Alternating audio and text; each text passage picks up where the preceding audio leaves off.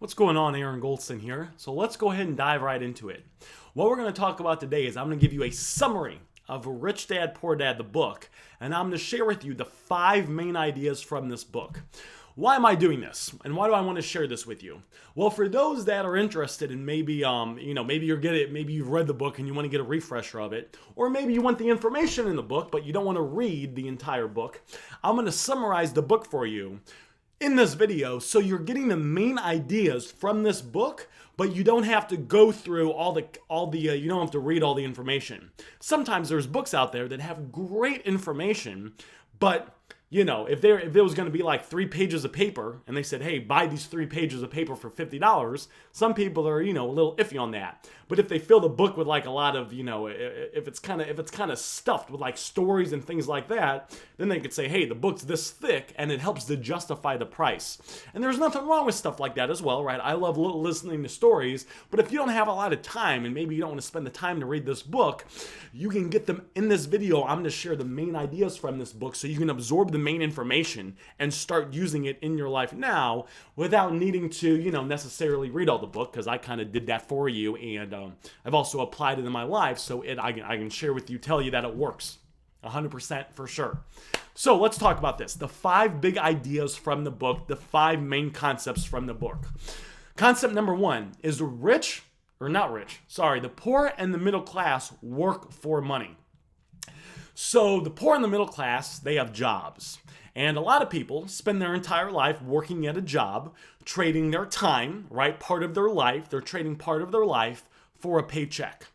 And if you were brought up in the poor middle class, you probably don't know anyone that doesn't do this. When I got started growing up, like the neighbors up the streets had jobs, down the streets had jobs. I'd go hang out at my friends' parents, and they all had jobs. All the relatives have jobs. So I thought that, well, the only way to make money in this world is to get a job. Rich people have money work for them. Now, what a lot of rich people do that don't start off rich, some people are lucky and they get the opportunity to inherit a bunch of money. But there's also people out there that start off dead poor, completely broke, and over time they become rich. How do they do that? What do they do? Well, they basically move through Robert Kiyosaki's chart. They work hard. There's people that start off having jobs, but as they're having jobs, they start the process of starting a successful business.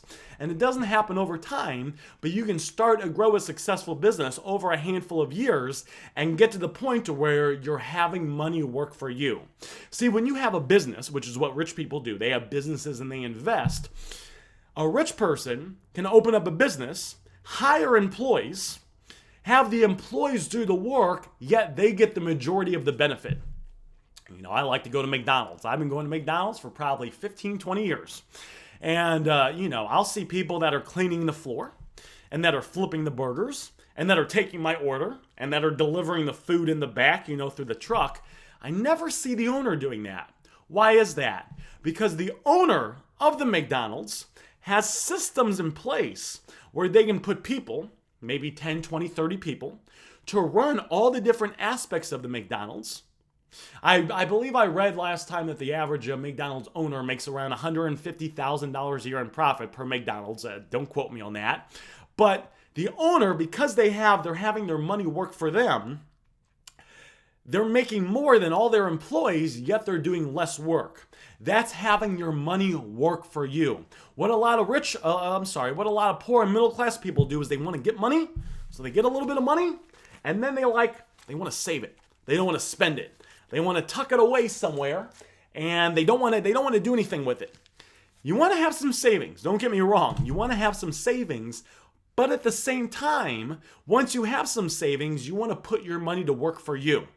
You want to think about looking into businesses, looking into investments, and grow your money. The second lesson in Rich Dad, Poor Dad is keeping your money, managing your money is important. I believe it was Mike Tyson made $400 million, and he had to file bankruptcy because he made a lot of money, but he didn't keep it. You want to make money. Listen, if you're making like $20,000, $30,000 a year, which I've been there and I've made less than that, You want to focus on making more money. You want to get that number up as well, but you also want to manage your money. You also want to make sure that you're saving some money, but then also taking some of that money and investing it into businesses that could potentially in the future make you money and they can kind of grow on their own. The other thing is rich people acquire assets. Poor and middle class people acquire liabilities that they think is an asset. Now, when I heard these terms, I said, what the hell does this mean? I don't know what any of this means. An asset basically means that you spend money on something and it has the potential, a high potential to make you money. So maybe you put, like this is about 10 grand. So maybe we put this 10 grand into a business over here, but it has the ability to, in the future, make me money. The first business that I started, the first like real brick and mortar traditional business that I started was a detail shop. And all that is just fancy car wash. So it's like, you can, there's probably a place near you, you can pay $15, $20, $30 and they'll kind of wash your car. Well, if you get a fancy car wash where they spend a couple hours on it, that's called getting your car detailed. So I put $7,000 of my own money. I had this money, right? So this is about 7 grand because this is just all hundreds. So I had about 7 grand and I had it in the bank. And I wanted to save it because that's what I was told to do. But as I was going through reading Robert Kiyosaki's book and learning stuff like this, I said, okay, I'm supposed to invest this money. Scared the hell out of me, right? I mean, I was nervous about this, to put 7 grand into it. I said, all right, this money's sitting in the bank, but it's not making me any money. In theory, I could put this 7 grand into this detail shop to get, I paid for first and last month's rent. We got some supplies, right, to do all the things we need to do. And maybe if I do it right, that money will make me more money. That was kind of that's one of the things I learned from Robert Kiyosaki's book. So I said, okay, let me go ahead and do that. I put $7,000 into that detail shop. About 6 months later, I had made $35,000. So I got the $7,000 I put into the detail shop back, which was a business. And then because the detail shop continued to do good, I eventually hired a bunch of employees, me and a couple of partners. It continued to bring me money. See, that's an asset. That's an asset. Most poor and middle class people, they don't acquire assets. They'll go get a big home and they'll say their home's an asset. You got to have a place to live. But if your home is not making you any money, how is that an asset? How is it an asset? It doesn't make any sense. Say, Aaron, listen, the rent's going to go down. My home's going to go up in value, right? In theory, adjusted for inflation. We could argue if that's true or not. You want to put it into a business. What's better off for me? To put that $7,000 into a house, right? And maybe put a little bit more as a down payment on the house, or put that $7,000 into the detail shop where I made $35,000 back. I'm not saying you shouldn't buy a house or a nice car. What successful people do, and people that make a lot of money, is they practice delayed gratification. They put money into assets, and over time they have so much money that they can take some of that money and then buy nice things. You see Grant Cardone flying around in his private jet and he's got nice cars, but that's because he's grown his businesses so big that he can take just a little piece of it, maybe his plane was a little bit more, so maybe a medium-sized piece of it, put it in the things he wants to buy, and the automated income from all of his businesses helps support it. So that is the third lesson. The fifth lesson is you have to understand how to manage your money, how to keep people from taking it from you, how to keep it longer, how to make money work for you. Part of it's making money work for you. Part of it's understanding, unfortunately, with the way the financial system is set up, that our money loses value every year because the government, through inflation, and we could have a whole discussion of this, but how the currency system is set up, every year, the purchasing power of our money goes down a little bit. So actually, if you were going to take some money, you say, Aaron, I got $100 right here. I'm going to take this money and put it in the bank. A year from now, the money is going to be worth less. You're going to be able to buy less stuff from it. You can't just put it in the bank. You actually have to, forget about getting ahead. Just to maintain the value this money has, you actually have to invest it. You can't just put it in the bank, right? Because, you have inflation that's up here. Even if the bank's giving you a tiny bit of money, you're still going to lose money from it. So you have to understand that. Final thing from Rich Dad, Poor Dad is understanding the importance of growing that thing in between our ears, okay? Talking about our brain. consistently educating yourself, getting access to better information, because when you have better information, you can take better actions, you can get better results. Here's the other thing with this.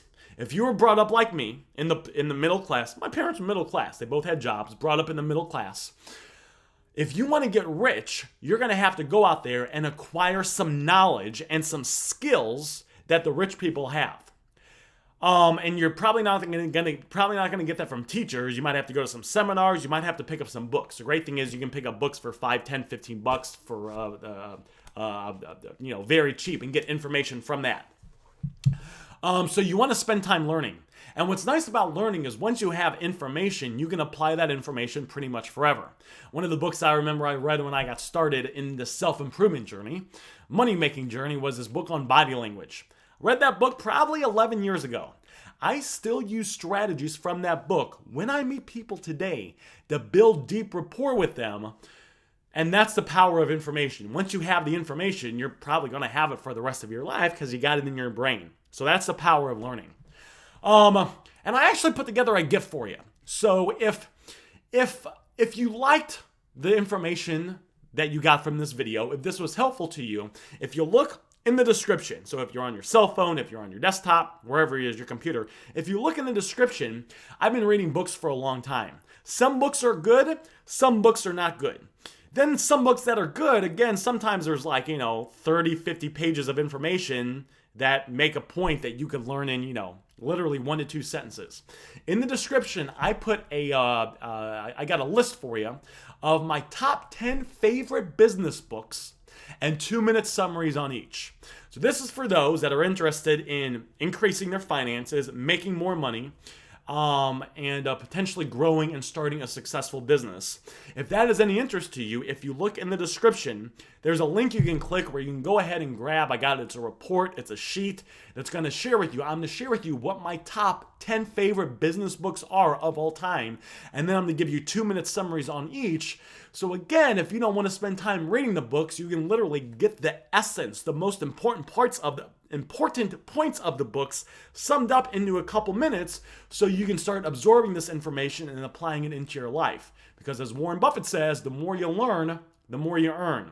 When you have access to better information, you can take better actions and you can get better results. So if you'd like access to that free sheet, again, it's in the description. It's 100% for free. I'm going to send it to you for free, just because the reason I'm doing this is for a long time I wanted to learn how to make money, and it took me a long time. I learned a lot. I went through a lot of mistakes, and one of the things you'll kind of realize, unfortunately, is the people at the top that make all the money, a lot of times they don't want to share with us what to do to be successful because they don't want to have competition. They want to keep that for themselves. I had to go through a lot of pain before I learned some of the strategies on how to increase your income.